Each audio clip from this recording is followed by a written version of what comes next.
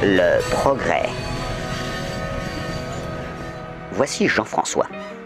Vous vous demandez certainement pourquoi Jean-François affiche une mine aussi joviale en se rendant à son travail.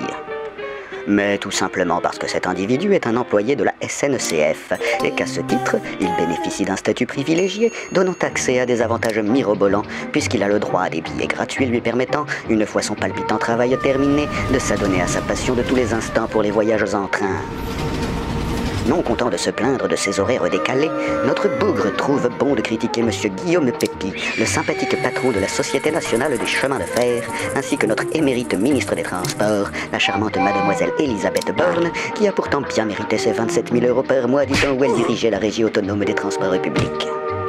Vous devriez plutôt féliciter cette femme et ses confrères pour leur ambitieuse politique de développement de nos lignes à grande vitesse.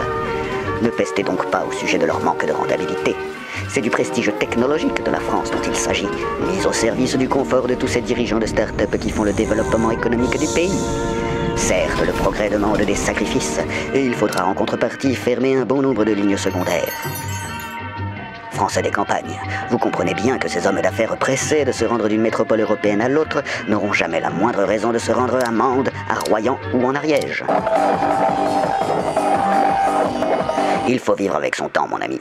Et si les effectifs de votre poste d'aiguillage ont été réduits, c'est parce que les cadres dirigeants de la SNCF savent que le brave petit personnel est animé par le sens des responsabilités.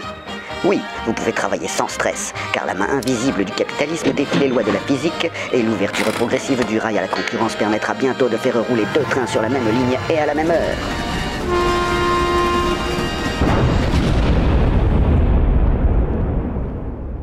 Suite à ce tragique événement, qui aura fait 95 victimes, Jean-François fut licencié pour faute grave et traîné devant la justice. Dans l'attente de son procès, cet éternel râleur vécut dans la culpabilité et la dépression. Son inactivité et les horaires décalés de Jennifer, sa jeune épouse infirmière urgentiste, eurent bien vite raison de leur vie de couple. Ce matin-là, seul, endetté et rongé par la culpabilité, Jean-François décida d'en finir avec sa vie de cheminot privilégié.